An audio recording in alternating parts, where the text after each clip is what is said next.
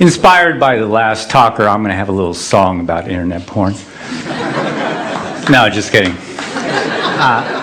The widespread use of internet porn is one of the fastest moving, most global experiments ever unconsciously conducted. Nearly every young guy with an internet access becomes an eager test subject. Canadian researcher Simon Lajeunesse found that most boys seek pornography by age 10, driven by a brain that is suddenly fascinated by sex. Now, users perceive internet porn as far more compelling than porn of the past. Why is that? Unending novelty. In this Australian experiment, it's not mere nudity, but novelty that gets arousal skyrocketing. Subjects watch 22 porn displays. See that spike? That's where the researchers switched to porn the guys hadn't seen before. What happened? Their erections and their brains fired up. Why all the excitement? Mother Nature likes to keep a male fertilizing willing females as long as any new ones are around. In that top line, the ram, he needs more and more time to mate with the same old ewe. But if you keep switching females, the bottom line, well, it's just not the same. He can get the job done in 2 minutes flat and keep going until he is utterly exhausted. This is known as the Coolidge effect. Without the Coolidge effect, there would be no internet porn. This old mammalian program, the Coolidge effect, perceives each novel female on a guy's screen as a genetic opportunity. To keep a guy fertilizing the screen, his brain releases the go-get-it neurochemical dopamine for each novel mate or image. Eventually, the ram will tire, but as long as the guy can keep clicking, he can keep going, and so will his dopamine. With internet porn, a guy can see more hot babes in 10 minutes than his ancestors could see in several lifetimes. The problem is he has a hunter-gatherer brain. A heavy user's brain rewires itself to this genetic bonanza, so his brain becomes associated with this porn harem. Such behaviors that are associated with this are being alone, voyeurism, clicking, searching, multiple tabs, fast-forwarding, constant novelty, shock, and surprise. As one young guy once asked, are we the first generation to masturbate left-handed? Now, real sex, in contrast, is courtship, touching, being touched, smells, pheromones, emotional connection, interaction with a real person. Now, what happens when our guy finally gets with a real mate? Well, researchers don't know much about the effects of internet porn for several reasons. In 2009, when Lajeunesse tried to study porn's impact, he couldn't find any college-age males who weren't using it. So the first serious dilemma is that studies have no control groups. Now, this creates a huge blind spot. Imagine if all guys started smoking at age 10 and there were no groups that didn't. We would think that lung cancer is normal for all guys. Undaunted by his lack of non-users, Lajeunesse asked 20 male students, is internet porn affecting you or your attitudes towards women? Their answer, nah, I don't think so. But they've been using it for about a decade then, pretty much non-stop. This is like asking a fish what it thinks about water. Which brings us to a second problem. Now, researchers haven't asked porn users about the symptoms Zimbardo described in The Demise of Guys. Arousal addiction symptoms are easily mistaken for such things as ADHD, social anxiety, depression, concentration problems, performance anxiety, OCD, and a host of others. Now, healthcare providers often assume that these conditions are primary, perhaps the cause of addiction, but never really the result of an addiction. As a consequence, they often medicate these guys without really inquiring about if they have an internet addiction. So guys never realized that they could overcome these symptoms simply by changing their behavior. Now, the third problem is it's hard to believe that sexual activity can cause addiction because sex is healthy. But internet porn is not sex. Internet porn is as different from real sex as today's video games are from checkers. Watching a screen full of naked body parts won't automatically protect one from arousal addiction. In this Dutch study, here's the title, they found that, in fact, of all activities on the internet, porn has the most potential to become addictive.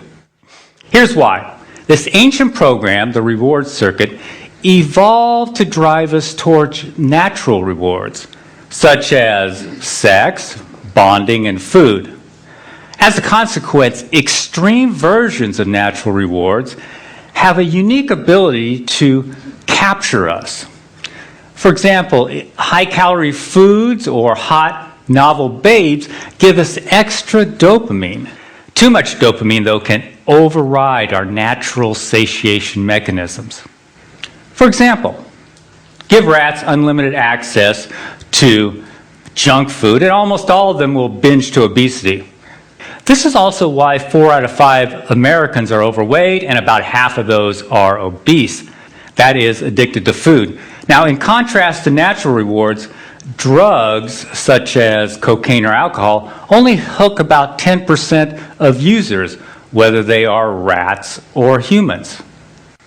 This binge mechanism for food or sex was once an evolutionary advantage. In essence, it is getting it while the getting is good. Now, you can think of wolves packing away 20 pounds of meat per kill, or it's mating season and you're the alpha male. What if mating season never ends? All those hits of dopamine can tell your brain to do 2 things. First, they say, man, you have hit the evolutionary jackpot.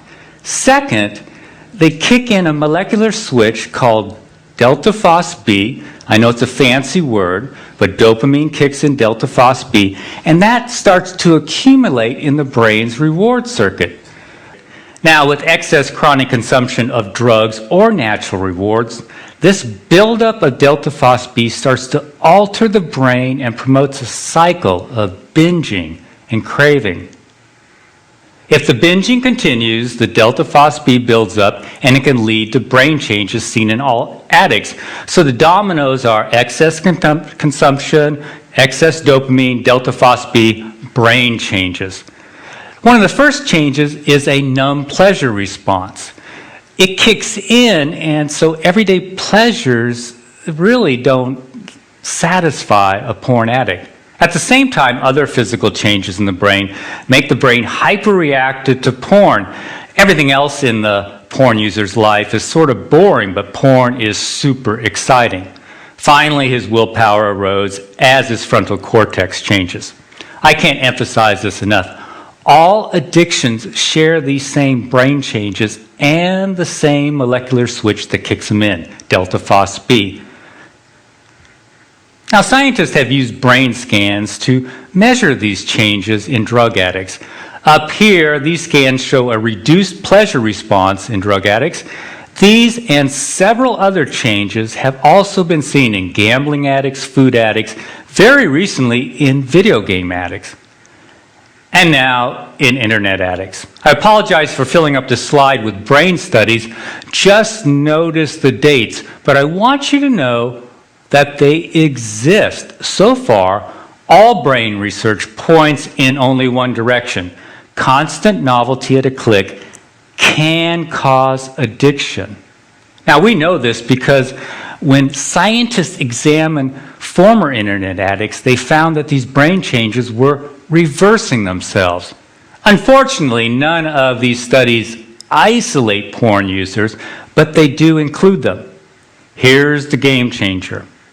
At last, we have a group of guys who are no longer using internet porn. That's right, heavy users are voluntarily giving it up by the thousands.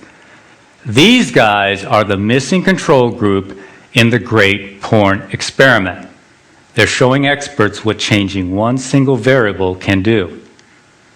I call it the resurrection of guys, as opposed to the demise of guys. Now, before I continue, you probably want to know why any porn-loving guy in his right mind would give it up. 2 words: erectile dysfunction. Internet porn is killing young men's sexual performance. Now, Zimbardo said young guys are flaming out with women. This survey by Italian neurologists confirms what we have witnessed over the last few years.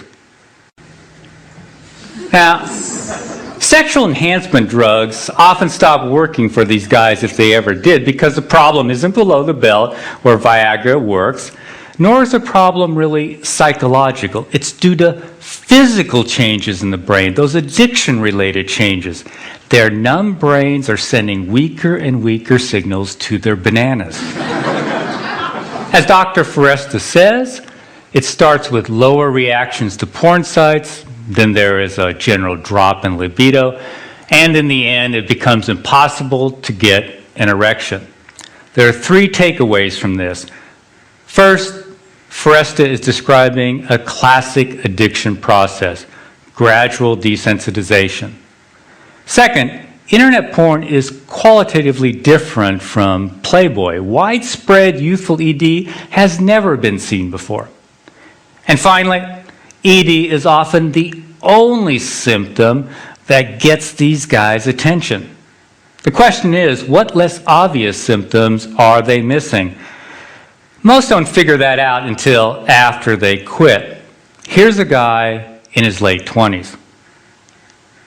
I've been to psychologists and psychiatrists for the last 8 years, have been diagnosed with depression, severe social anxiety, severe memory impairment, and a few others. Have tried Effexor, Ritalin, Xanax, Paxil, dropped that at 2 different colleges, been fired twice, used pot to calm my social anxiety. I've been approached by quite a few women, I guess due to my looks and status, but they quickly flew away due to my incredible weirdness. I've been a hardcore porn addict since age 14. For the last 2 years, I've been experimenting and finally realized that porn was an issue. I stopped it completely 2 months ago. It has been very difficult, but so far incredibly worth it. I've since quit my remaining medication. My anxiety is non-existent. My memory and focus are sharper than they've ever been. I feel like a huge chick magnet, and my ED is gone too. I seriously think I had a rebirth, a second chance at life. This is why pockets of guys are appearing all over the web, bodybuilding sites, sports sites, pickup artist sites, wherever men congregate. In essence, they are seeking a neurochemical rebirth. Here's a group on Reddit.com who call themselves Fapstronauts. Fapping is slang for solo sex, but what they really mean is giving up porn. They've added about 2,000 members since I captured this picture a month ago. This movement to unhook from porn is growing rapidly. In fact, groups are springing up all across the web and in Europe too. But there is a bizarre fly in the ointment. Guys in their early 20s aren't regaining their erectile health as quickly as older guys. How can a 50-year-old get his mojo back quicker than a 20-something? The answer, even though older guys have been using porn a whole lot longer, they didn't start on today's internet porn. Now, we know this is a key variable because the older guys didn't start having sexual problems until after they got high-speed internet. Now, today's young teens start on high-speed internet when their brains are at their peak of dopamine production and neuroplasticity. This is also when they are most vulnerable to addiction, but there's another risk. By adulthood, teens strengthen heavily used circuits and prune back unused ones. So by age 22 or so, a guy's sexual taste can be like deep ruts in his brain. This can cause panic if a guy has escalated to extreme porn or porn that no longer matches his sexual orientation. Fortunately, brains are plastic, so his taste can revert once he quits porn. As the guy returns to normal sensitivity, his brain looks around for the rewards it evolved to seek, such as friendly interaction and, of course, real mates. Here's one more example of what we hear every day. I feel like the next Sir Isaac Newton or Leonardo da Vinci. Since I quit a month ago, I've literally started a business, taken up piano, been studying French every day, been programming, drawing, writing, started managing my finances, and I have more awesome ideas than I know what to do with. My confidence is sky high. I already feel like I can talk to any girl. I'm the same guy who took 2.5 extra years to graduate from college because of procrastination and depression. I'll conclude with a wish. I'd like to see some Bardo's guys who are wiping out and their caregivers and the experts listen to the thousands of men who are teaching us about arousal addiction by escaping it. Thanks for listening.